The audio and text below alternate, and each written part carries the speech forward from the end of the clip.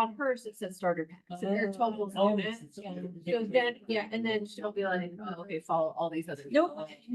They're gonna keep. Come on, do it real fast. Check. Check. Can you hear your, Right. you got your audio's off. All good. Yeah. Check. It's coming through here. She's up right. That's a great thing. What's that? It's the best first step of the day. That's true. Let's not take anything for granted. Someday I will be. Yeah. Yeah, nothing for granted.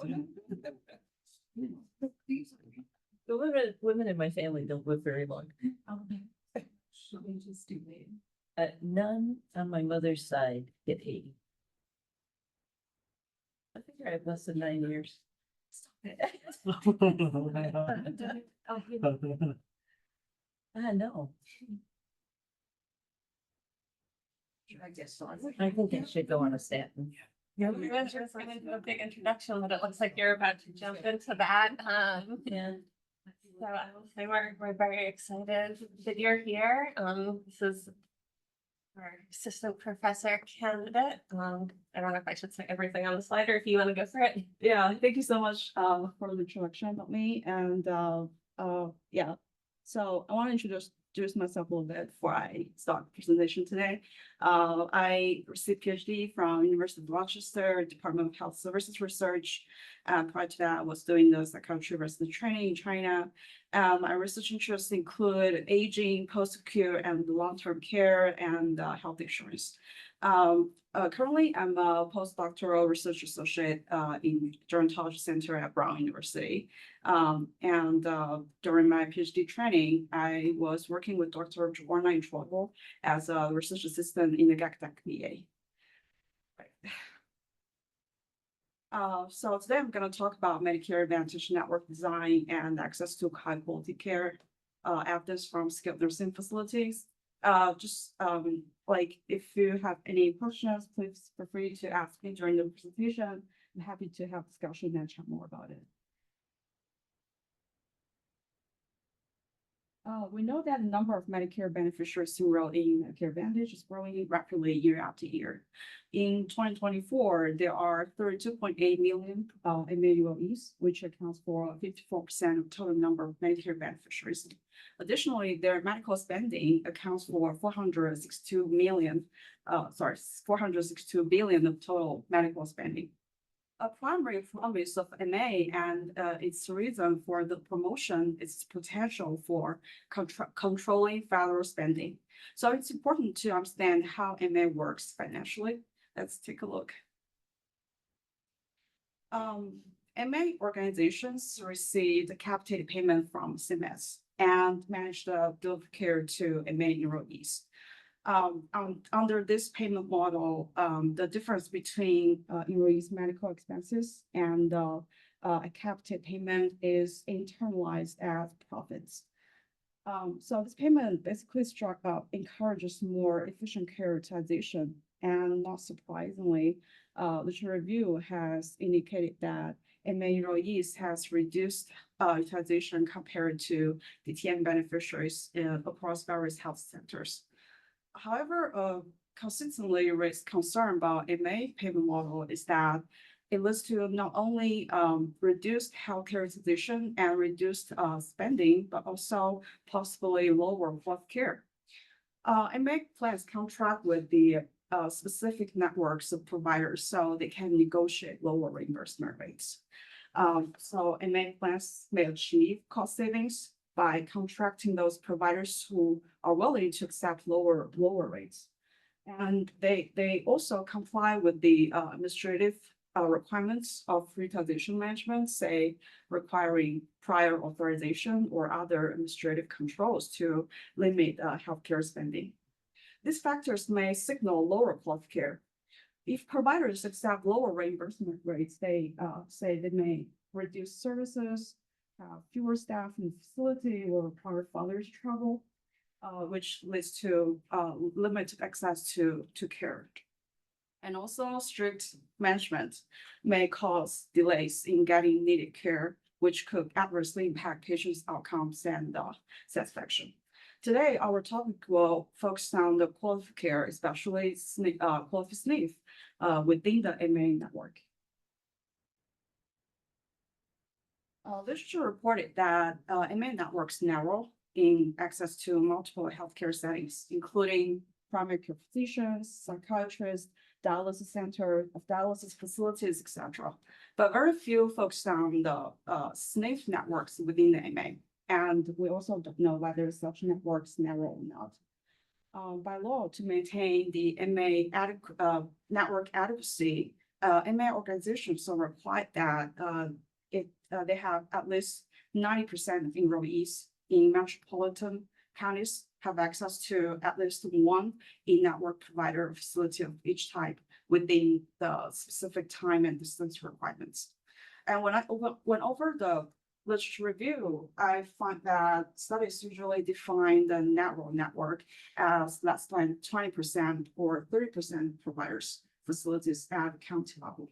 So that means among the total number of providers in that given county, if MA providers are less than 25%, then this county will be considered as within the narrow network of MA. Can I ask real quick? This is Dan Matlock. Do you know what that distance requirement is? Yeah, I checked it from say DHF like official document for the metropolitan counties. It's 20 minutes drive or within 10 miles.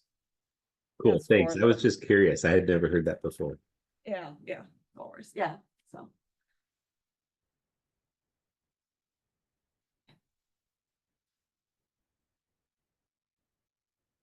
So SNF provide post-acute care to 1 in 5 Medicare beneficiaries and are a frequent target of Medicare cost savings and quality improvement initiatives. So how about the quality choice of SNF among MA enrollees? Literature indicated that MA enrollees are also much less likely to be discharged to high quality SNF, placing them at a higher risk for adverse outcomes. Moreover, in our recent published paper, we expand such comparison into 3 different payer types: Medicare Shared Saving Program (ACO), Medicare Advantage, and traditional Medicare. We focus on the SNF admissions from 2013 to 18. Although here I only presented 1 year data, which I think would be easier to read. We found that among SNF admissions from 2013 to 18, MA enrollees were less likely, while ACO attributed beneficiaries were more likely to go to high quality SNF compared to traditional Medicare admissions. This pattern is consistent regardless of ADR diagnosis, and also this also is consistent across all 6 years. And the result that focused on the local SNF also find that MA enrollees were more likely to go to low quality SNF. Do you mind, for folks that aren't familiar with all the terms, you talked about Medicare Advantage. Do you mind distinguishing that from the accountable care organizations? Distinguish from, An ACO from an MA plan? oh, you mean how I distinguish them in the thing? Well, just in general, what does that mean? I think we all know what traditional Medicare is. You sort of do what you want to do and Medicare pays for it. And then Medicare Advantage you described, and then how is ACO different from the other two? Yeah, so it's also according to the CMS, they use the whole methodology to identify the ACO attributes. The definitions that if say this beneficiaries provide the majority of primary care services, it's attributed to the physician that participate in ACO, then this patient or this beneficiary will be automatically be assigned to ACO. And this indicator changes quarter by quarter and also have like preliminary or final indicator of the ACO assignment. They use, as I can remember, they use 2 different models, preliminary and also a model with reconciliation. So that just different methodology, say in the using the previous year as benchmark, or they just assign the ACO by the end of that performance year. But yeah, basically that's the way they assign beneficiary to it. So it's not like beneficiaries assigned for, they are attributed by this methodology. And for Medicare Advantage, it's like beneficiaries can choose to be enrolled in MA. It's different from how ACO works. And we can, it in the data, I believe it's the performance part C data. And we can use that data to identify the MA enrollees, different from traditional Medicare. Hope that clarifies the definition here. That help for folks who aren't as familiar. Like for MSSP or like Kaiser's and ACO. Oh, Okay, that's great. Kaiser's an MA. Oh, okay. So Lauren, give us an example of an ACO. It's just like, the provider decides if they want to participate, and then it's based on who shows up. So like the patient wouldn't know they're in an ACO, but the provider would know that they've agreed to like take on some risk for managing the patients that come to them, but then they're not in managed care, so they don't have a lot of control over them. So it's a very weird model. And there's different flavors. There's like ACOs that you only have one-sided risk, like you can get a benefit. And there's ACOs that are two-sided that like you can get a benefit where you pay a penalty as well. So patients have traditional Medicare and then organizations decide we're gonna like have a shared savings model essentially. So they say we're gonna provide extra high quality care to try to save money and we get part of that savings and the insurance gets the other part. Is that right? It's pretty right. So it's like people who are in traditional Medicare, and then like if CU did it, then maybe we do. I should know.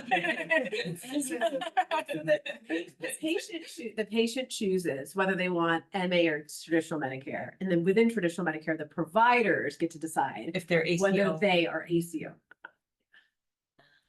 are they less likely to do that? I guess based on. There's voluntary uptake, there's certain incentives, there's been waves, there's like the first wave of ACOs, the second wave, the third wave, they've all been operationalized by CMS to incentivize providers in different ways. Can I ask you one more question? I'm not an epidemiologist, so this might just be naive. This says predicted proportion, but I thought you said they tracked admissions from 2013 to 2018. Why would you not present actual proportion of admissions versus predicted? Actual admission, like the whole generation, not just SNF admission. Well, I don't know what that means. Oh, They were yeah. tracking admissions. So why would you not report actual data? Why would you predict? Oh, yeah, we want to control for the beneficiary characteristics to see whether the trend or whether this pattern will be affected by the population composition. So just to see whether this is truly the story here. So that's why we control for the beneficiary characteristics and also use zip code fixed facts to control for the market concentration of SNF or the market of share of high quality SNF. Because we know the variation in SNF at zip code level. So it's not skewed by some factor. Yeah. Okay. Sorry to derail the conversation, but thank you for clarifying, because they're confusing terms. Thank you for the questions. Just make the slides clear. Right. Should continue.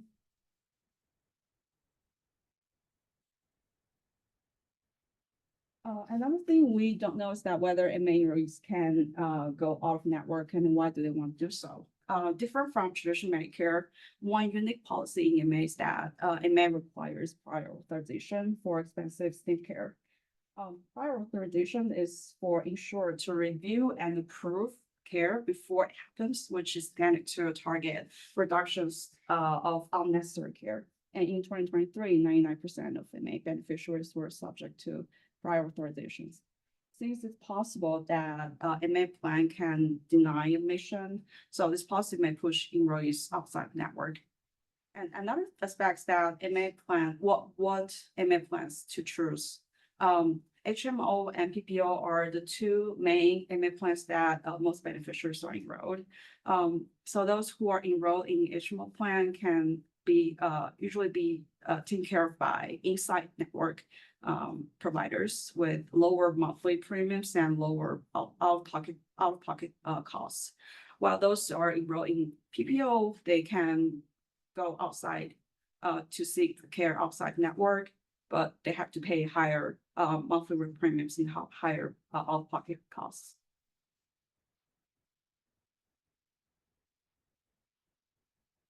There are several literature gap between what have been found and what we still don't know. Although research on MA provider networks growing, it largely focuses on characterizing network graph across different provider specialties, especially primary care physicians, and associations between MA network graph and enrollee characteristics. There's no existing literature on SNF within MA network or the methods for identifying narrow MA networks for us of SNF. And second, we do find that MA enrollees were less likely to be discharged to high quality SNF, but the mechanism behind this phenomenon is still unclear. In our study, we aim to characterize the breadth and quality of SNF within the MA network at neighborhood level.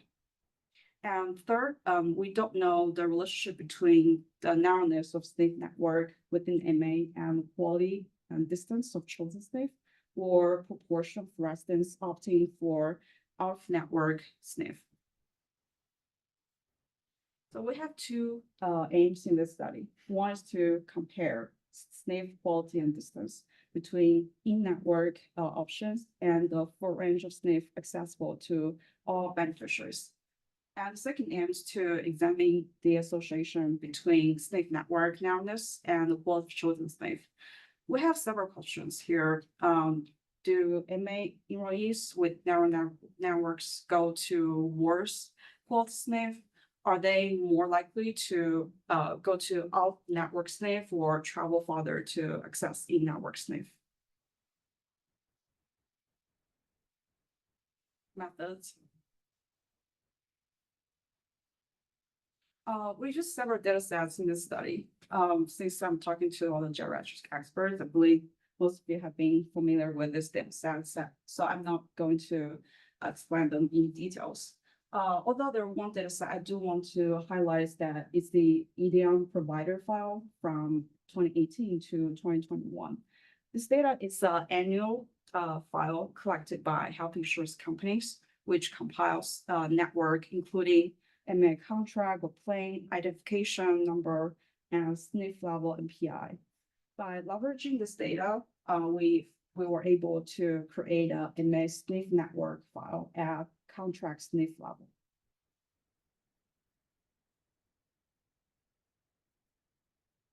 In this study, we focused on the SNF admission from hospital discharge on the same day in 2019.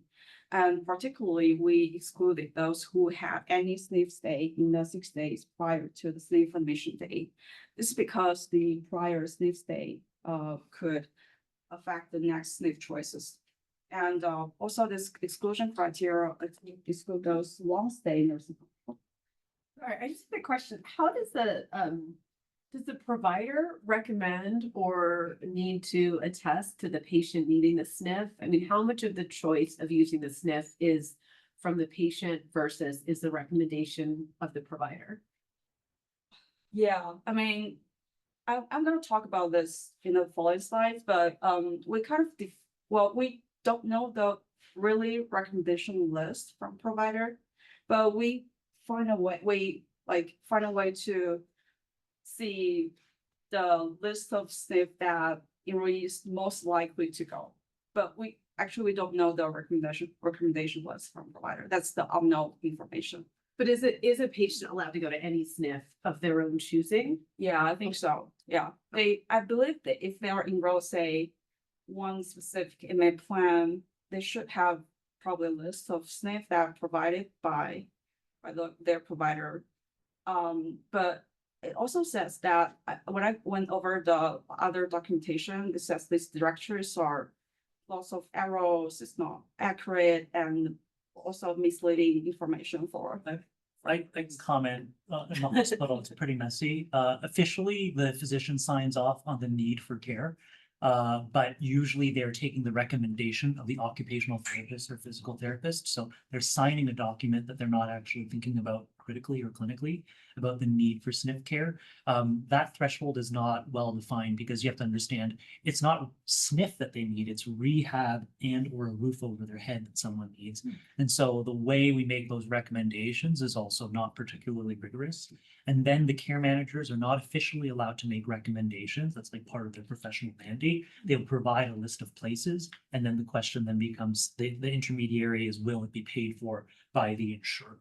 And that's where that prior auth part happens. But because the hospital is not allowed to make the recommendation, it forces families to navigate the system because essentially they're the only ones who are able to broker between the insurer and these two agencies. The hospital is trying to kick them out quickly, and then so it's a mess. Okay, but for this analysis, then that's actually a good thing because the impetus is on the patient to choose. There's no sort of provider level bias that would otherwise be an omitted variable here. Right, yeah. And from a practical standpoint, usually what happens is the care manager then starts calling places. Yeah. And if you're an MA plan, there's often one, right? Or two, and they're full. And so it ends up being a pretty not patient.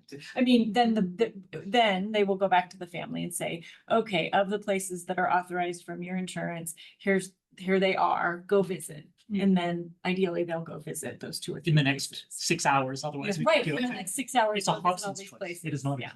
Yeah. And we Whether- all know internally, oh yeah, you've got that MA plan. I'm so sorry, right? And we all have names for them and we know that they're terrible. But we don't tell the family that. So, Or in rural areas, they end up having to travel quite a distance to find one that is in network. Yeah, so I'm gonna talk, but yeah, that's so true, like for those folks living in the rurality area, they might have fewer states nearby, like have distance barrier. I'm gonna talk about that in the study design as well.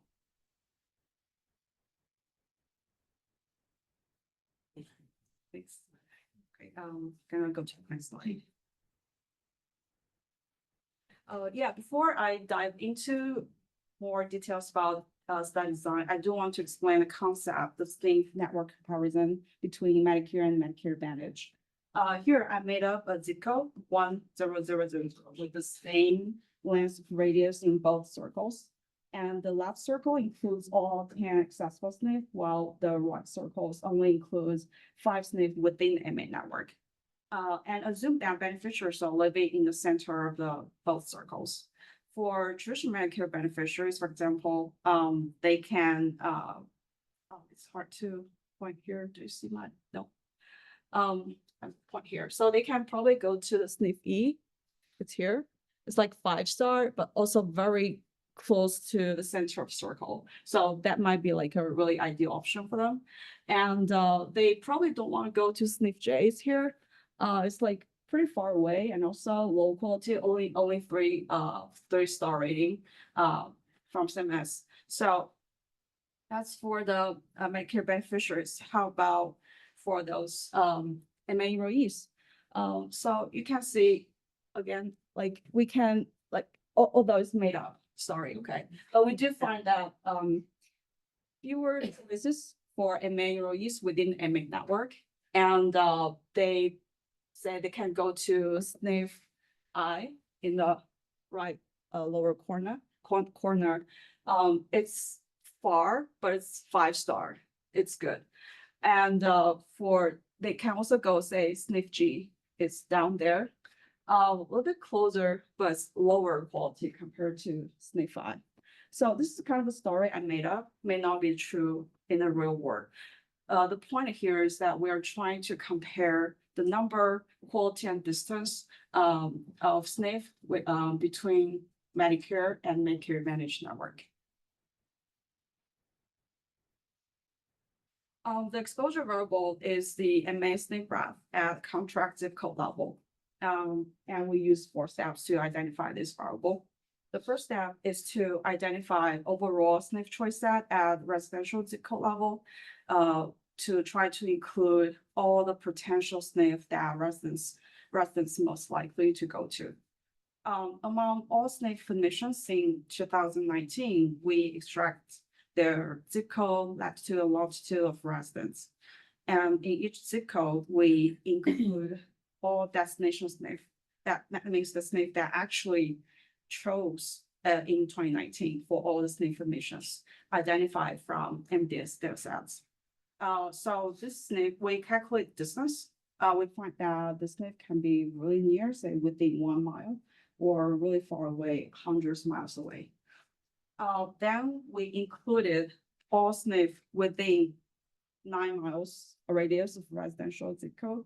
This is because according to literature review, we find that 95% of chosen SNF are within 9 miles radius of their residence. For those folks living in the rurality, it's not fair because they have much fewer SNF nearby compared to those living in the metropolitan counties. So we kind of expand the radius to 35 miles and included the nearest 15 SNF within this 35 miles radius. So we use the union of these 3 types of SNF in the overall choice set. So these are the potential SNF that they potentially want to choose. Does it include ones that their plan approves as well as ones that are not approved by their plan? That's a great question. I didn't include a plan because here I only prioritize the distance. But yeah, I think this matters more because say if the plan approves one SNF like really far away, say I'm living in Boston, the plan approves the SNF say in California. I would say it's very unlikely that those folks will choose to go really far away to there. So it's really the set of places that are available to them regardless of their insurance plan. Yeah.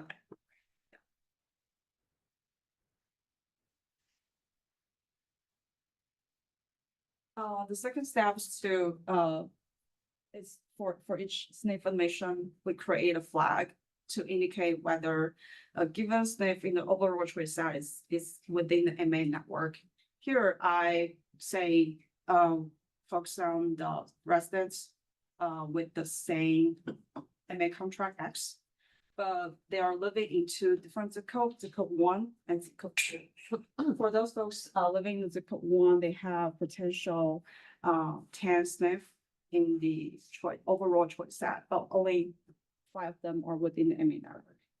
And for those who are living in zip code 2, they have 8 accessible SNF nearby in the overall choice set, and also 5 of them are within the MA network.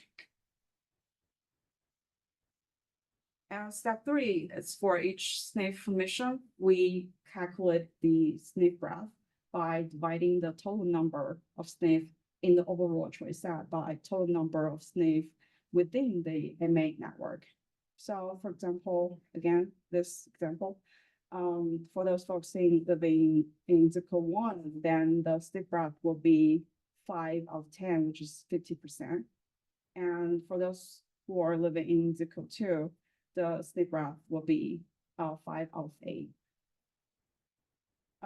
Then we divide SNF breadth into 3 tertiles, and that just automatically give us the cutoff number. The low SNF breadth would be 0 to 58%, median would be 58 to 74%, and high would be about 74%. The PPO plans were the out of network plans that were still covered but at a lower rate included in the numerator?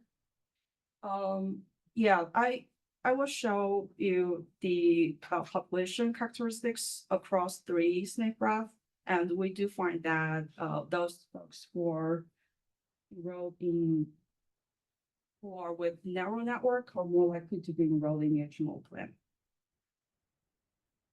And I know we're talking about, so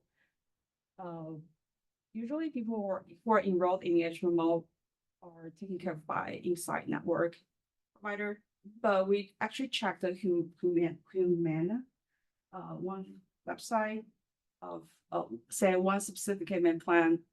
And they actually can go to outside network, but just with higher out of pocket. So we also, when I check with the famous work, we also checking the SNF, not SNF, the MA network of PCB. They also find that those folks with narrow network are more likely to be enrolled in HMO. I cannot, like explain to you like how, like exactly how it works. Probably I can come out with some MA insurance experts, but yeah, probably we can do more work about this area because I do find it interesting. Do you do any weighting for like popularity or quality of these facilities? Because like having access to lots of bad nursing homes isn't necessarily great. Yeah, I did do that, but I find it, yeah, that'll be important to do. I'm very, just to see that those facilities with higher MAOEs will be, weighted higher in this analysis. I think you want to look at where TM people who can go anywhere are going, right? So you could even run like a two-part model if you wanted to, like conditional upon being high quality, what's the likelihood that it's in the MA network? Or vice versa, conditional upon being in the MA network, what's the likelihood that it's high quality?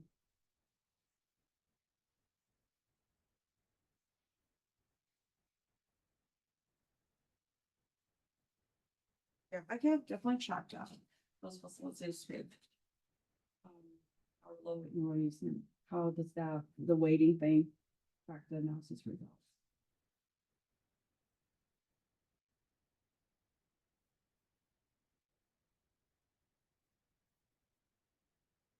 We focus on three outcomes. The primary outcome is the high quality SNF, which is defined as at least 4-star rating from nursing home care compare. Secondary outcomes include whether residents can choose in-network SNF and distance actually traveled from residents to the chosen SNF.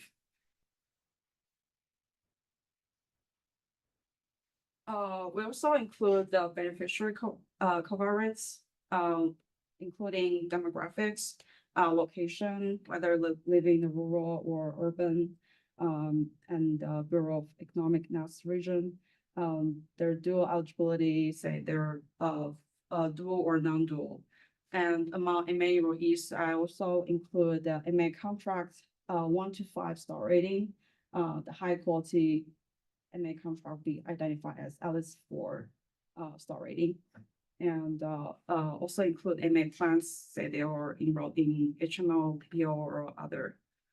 Also in the choice model, we include the facility characteristics, distance from residence to the SNF, and star rating of overall health inspection, etc.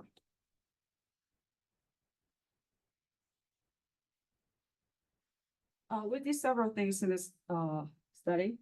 We compared the quality of SNF networks between Medicare and Medicare Advantage across 3 levels of SNF graph. We use the linear regression model with zeta fixed fact to predict the adjusted rate of admission to high quality SNF. The reason why we use zeta fixed facts to control for SNF market concentration at zip code level, there are variation in number of SNF or proportion of high quality SNF at zip code level, and using zeta fixed fact can control for this market concentration variation. And we also use choice model or called conditional logic model to test for differences in the likelihood of entering higher quality SNF between enrollees with three level of SNF graph.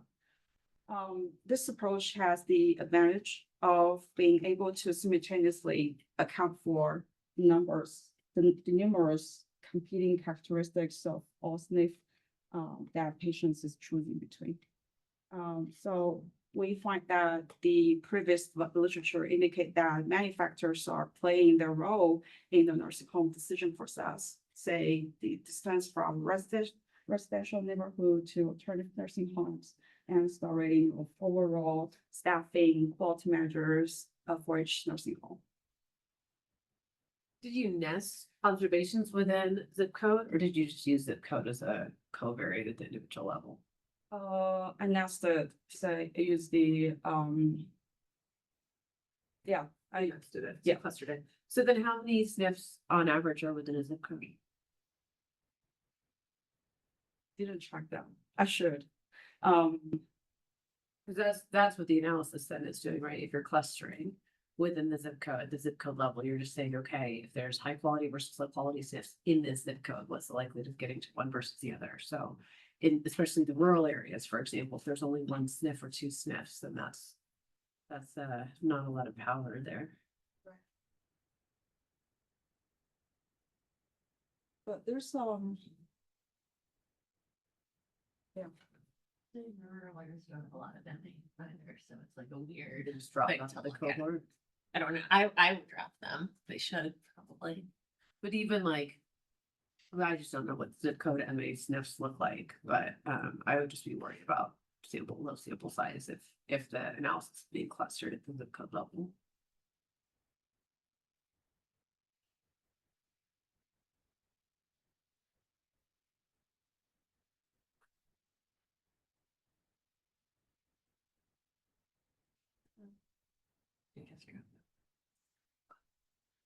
Right, because you have to have. Then to test the robustness results, we also use the low quality SNFs, which is defined as 1 to 2 star rating as alternative outcome. And another assessment analysis we did here is to compare chosen SNF quality between MA REIS with 100% FRAF and TM beneficiaries. The reason why we're doing this because we do concern that MA providers intentionally steer their patients to lower cost SNF. Because we know that the MedPAC has suggested that MA reimbursement rates are 21 to 38% lower than TM price. And given the MA plans are incentivized to achieve higher cost savings and also lower quality SNF may be cheaper, it's possible that MA providers will steer their patients to lower cost SNF to achieve higher cost savings.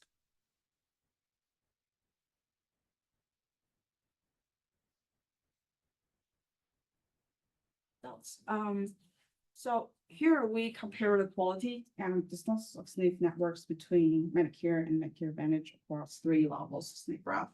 We found that the number of SNF within MA networks fewer compared to all accessible SNF. And with SNF graph narrowing down, the number of in-network SNF is also decreasing. And in terms of the quality comparison, the proportion of high-star SNF are similar between Medicare and Medicare Advantage networks across all 3 levels SNF graph. And the proportion of low-cost SNF are also similar between these 2 networks. Then how about distance? With the SNF graph narrowing down, the percentage of the nearest high-star SNF within the MA network is also decreasing from 84% to 43%. We examined the distance from the residence to the nearest high or low star SNFs. We find that SNF residents needed to travel further to access in-network SNF compared to any accessible SNF in the overall choice set. For example, among MA REIS with bottom SNF graph, the median distance to in-network SNF is 4.2 miles, while the median distance to nearest SNF for everyone is 2.6 miles. With the SNF graph narrowing down, the distance gap is increasing. We also find similar patterns for low star rating SNF as well.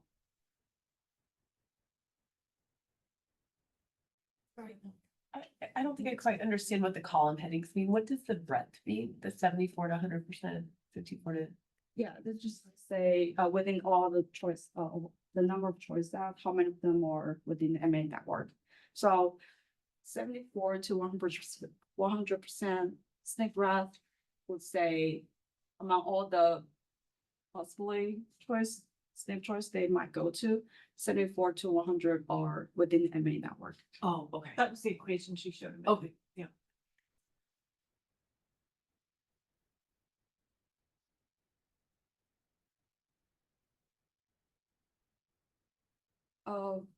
Yeah, we also describe the characteristics of snake emissions among TM and MA. MA in 3 levels snake breath. And I'm particularly interested in how MA with bottom snake breath look like. It seems like those with narrow network are less likely to be white, and less likely to be living in the rurality, but more likely to be in the far west, say, including Oregon, Washington, California states.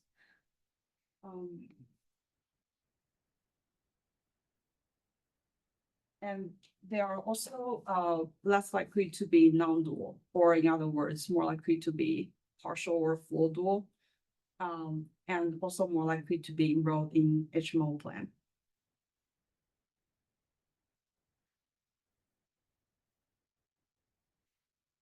We find that with the SNF graph narrowing down, there's increasing proportion of residents decided to go out of network from 8% to 27.4%.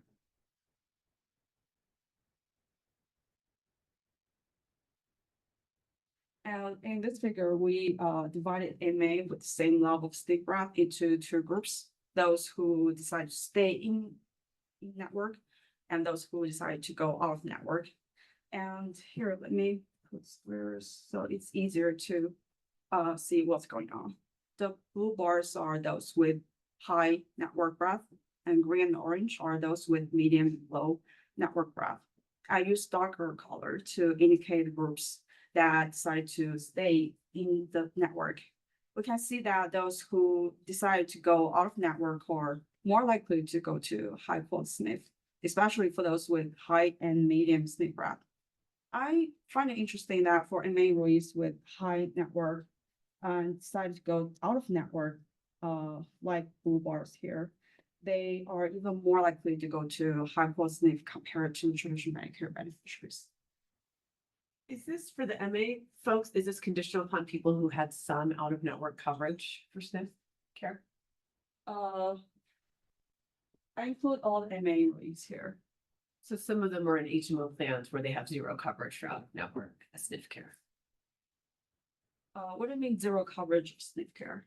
So if they're in an MA plan and that MA plan is an HMO and the HMO says we will cover your in-network SNF care, but we will contribute $0 to your out-of-network SNF care. Are there people in this? I didn't control that. I just include all the SNF machine. No. Okay.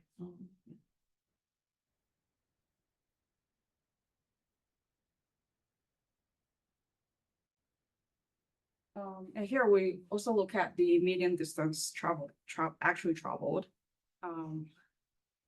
And we find that for team beneficiaries, they travel a median distance of 5.5 miles to access SNF. While among MA enrollees with high SNF breadth, those who decided to go out of network travel farther compared to those who stayed inside network. And among MA enrollees with low SNF breadth, those who stay in network travel farther to SNF compared to those who went out of network, which may indicate the issue of distance barrier. Now, here we examine the relationship between network narrowness and quality choice of SNF. We found that traditional Medicare beneficiaries are the most likely to go to high quality SNF compared to all MA enrollees. And MA enrollees with narrowing down SNF breadth were less and less likely to go to high quality SNF. And the figure focused on the low quality SNF shows the reverse patterns, which validate the high star ratings results.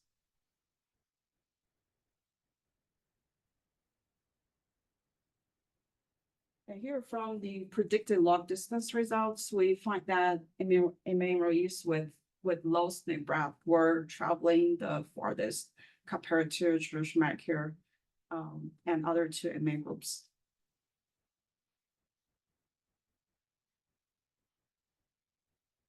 And here from the choice model results, we find that the coefficients for high star rating SNP are positive, but effect size are decreasing when SNP breadth narrows.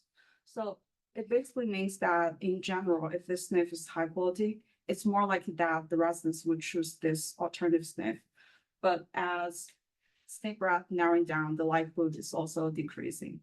And I think this result is consistent with the OS modeling.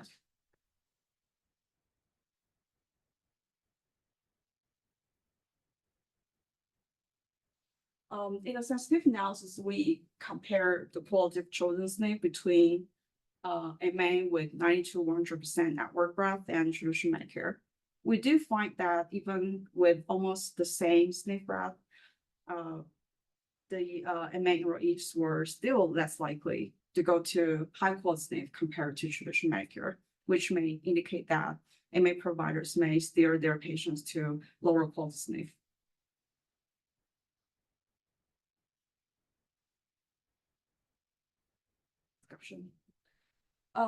Just a summary from the results. We do find that compared to the SNP available for traditional Medicare beneficiaries, the SNP within MA network were of similar quality across all three level breadth. And also they required farther distance to travel, especially with low breadth. And MA enrollees with narrow SNP breadth were less likely to go to high quality SNP, but more likely to choose off-network SNP and more likely to travel farther.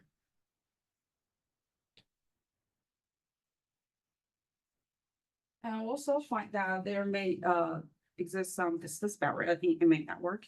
We find that among MA enrollees with the bottom SNP breadth, there were fewer than half the nearest high quality SNP were within the MA networks.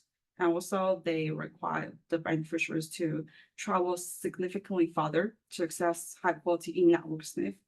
And those who travel farther, they have to travel farther if opting for in-network SNP compared to out-of-network SNP. And as SNP breadth expanding from low to high, MA enrollees were increasingly likely to access high quality SNP. And this finding is similar to another study reporting that the quality of primary care physicians in a narrow network was lower compared to the wide networks.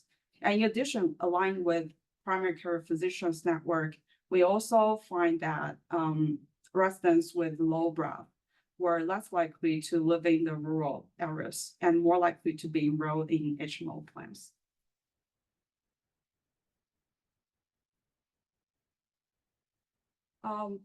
So from the sensitivity analysis, we do find that MA providers may like MA enrollees with wide breadth, 90 to 100% SNP breadth is quite similar to the network size for traditional Medicare. They were still less likely to choose high quality SNP compared to traditional Medicare beneficiaries. And from this result, we may say that MA providers may be directing their patients toward lower quality SNP to achieve higher savings. The reason is that I kind of mentioned before that MA reimbursement rates were lower compared to the traditional Medicare price. And given that MA plans are incentivized to achieve higher cost savings, they may steer their patients to lower and cheaper SNP to achieve benefits and profits. Do we know that those lower quality SNPs are actually cheaper? Great question. I don't have evidence for that. It's more like a speculation to see why they're doing so. I mean, I agree with the speculation. I was just curious if you had data. I mean, I agree with the speculation and or the lower quality SNFs have a harder time filling their beds, so they're more likely to make a deal with an MA plan. I could also see that being the case. I was just curious if they are actually cheaper. That's how it's happening. Aren't most plans made at like the corporate level though? So I mean, the plans may actually be at the corporate level where the star level is at the individual facility level. And so they may not necessarily be cheaper. I mean, the link between quality and price, it would be that the SNF is paid per diem. So, and that's a flat rate against traditional Medicare, but Medicare Advantage then negotiates a price with the SNF. So I don't know whether or not in their negotiations, they leverage the star rating against the SNF to lower their reimbursement rate. But that's the only way that it could be cheaper. It's just what the plan negotiates. So like the SNF sits there and it's like, I could take a TM patient and be paid this amount of money per day based on who the patient is. And that's just the expected rate. The only way it could be cheaper is that Medicare Advantage says, no, we're going to pay you less. So cheaper is dependent on the And if it's negotiation. really poorer care, then they're back in the hospital and it's not cheaper in the end, right, for the MA plan. For them, it's Who has to pay for their hospitalization. so the price is negotiated, yeah. I would speculate that perhaps the reason they're directed towards lower quality SNFs is that the high qualities are full, that they don't have any open beds. And you could answer that question with occupancy rates. You actually showed it. Your occupancy Yeah. rate is lower in the yeah, 1.1, 0.86, 0.78. There you go. We've That's shown- probably it. So I guess I'm wondering because it seems like in the places where the breadth is high, which means like the MA plans have the same options as the TM plans, that even then, MA plan people are more likely to go to lower quality SNFs. And so, do you know, do the SNFs have quotas of number of patients that they'll take for different MA plans? We see that with home health. That's what I'm wondering. Because maybe they will only take 4 Anthem patients, but they would take as many traditional Medicare. So while technically those SNFs take those patients, the choice may actually be much more limited for the MA plans. And maybe it's not patient choice so much as availability is actually lower than what is suggested by the number of places that take that. I'm wondering. I don't think they set quotas, but they have preferences. So like the number one thing I hear SNF say is they want to know from the hospital, who might you discharge in the next 2 to 3 days? Because that gives them the information that they need to figure out, should I wait another day to find a case that will be more advantageous to us? And we've certainly seen that in the VA where they say, we just can't take another bed. It's not because, I mean, VA pays well, but there's such a lot of work because there's social needs and things. And so maybe that there's this complex So thing. if you have 1 bed and you have a TM patient and an MA patient, you're Oh, taking. you take the TM. It depends. Well, unless the TM patient is like homeless. And Yes. that's what's happening. Right, but there's a complex thing in the background, which is why mixed methods would be so fascinating. We've shown that even like post-discharge and very, very sick, close to death people, getting skilled nursing is much less likely in MA, right? You're more likely to be sent home with nothing. So I think that's the other piece that's missing is, does a narrow network mean you don't even go to skilled nursing, not that you go to a low quality facility. Yeah, there's a selection bias by virtue of conditioning on going to SNF. But the problem is essentially I'm discharged with disability is actually the what you're trying to assemble, because the other option is, going home and getting help from your friends or family, or dying there, or going to hospice. And we don't want to slow you down. More things. You're prompting a lot of great conversation. Yeah. And for the gauging decision discussions makes me like wondering like what's going on in the backstage and what's things I need to know more about to interpret the results. Thank you for that.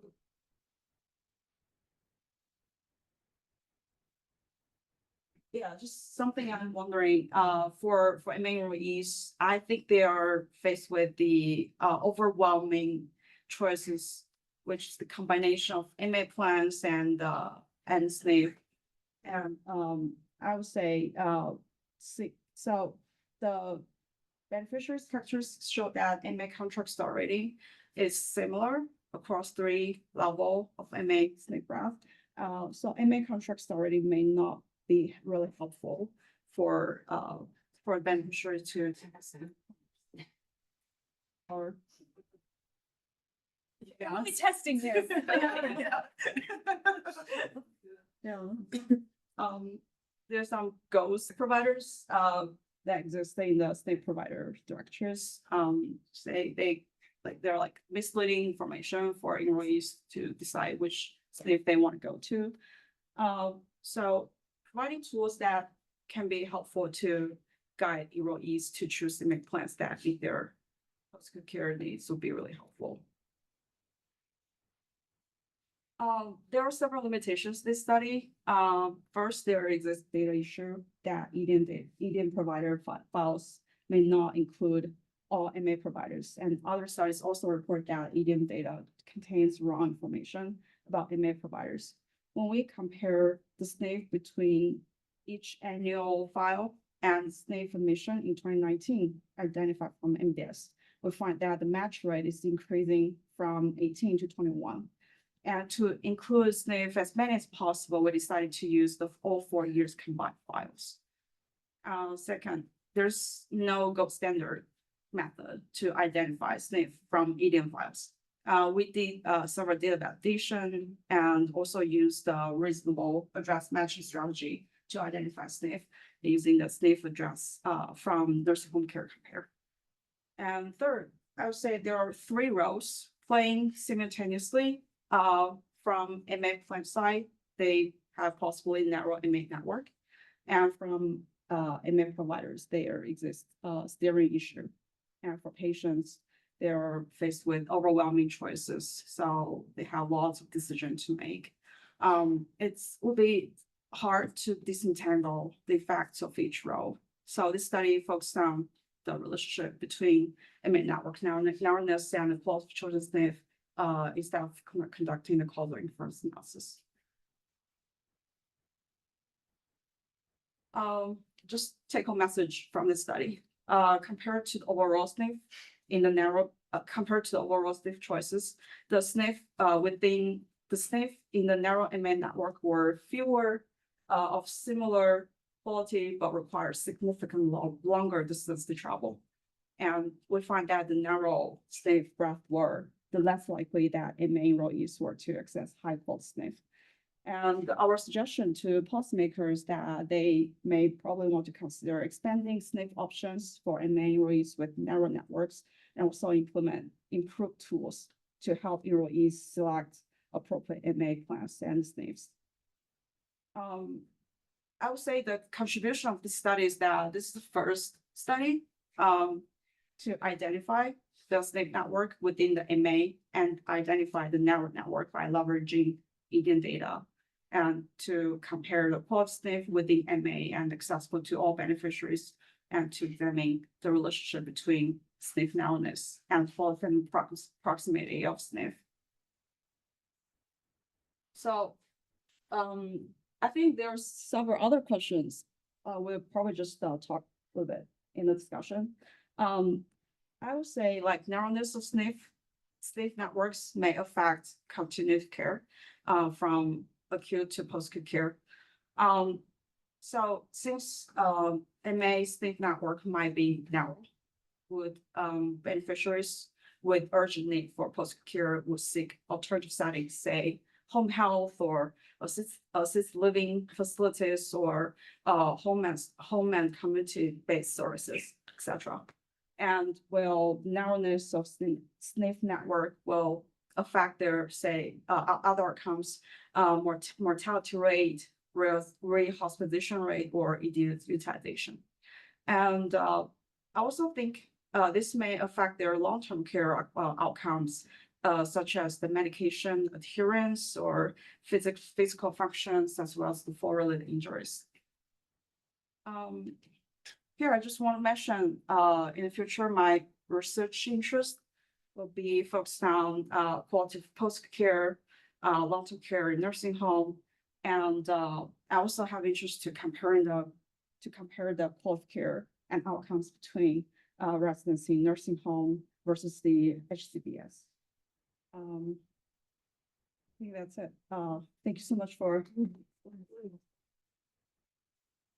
I know we're right at the top of the hour and folks will have to go, but are you available for a minute for questions if these will want to talk? Okay. Who is responsible for evaluating the quality of SNFs? How often are they evaluated? And is this standardized at a national, a state level, a local level? I think CMS has the annual file to use different measurement metrics to assign the star rating, say 1 to 5 to each SNF.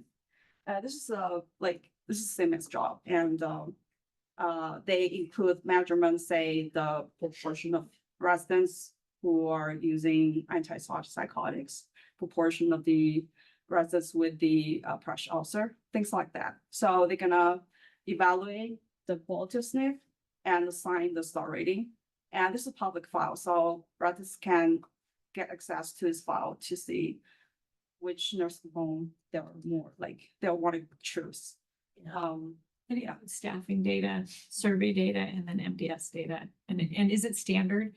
Lots of questions about whether one state's the same as another, and yeah.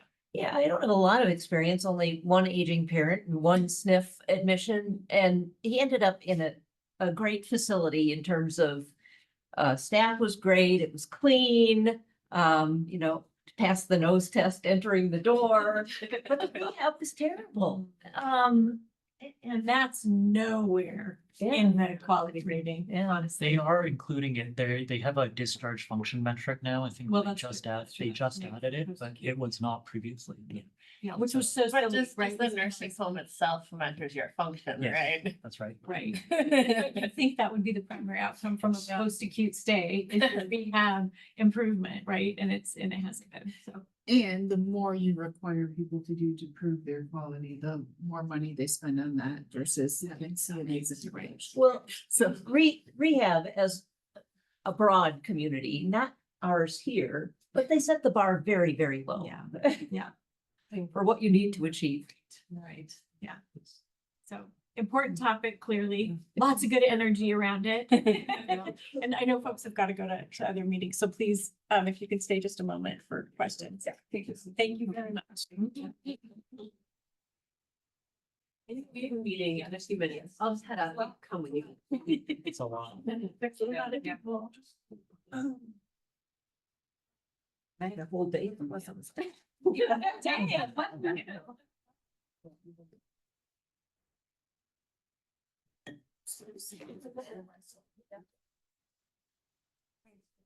Nice.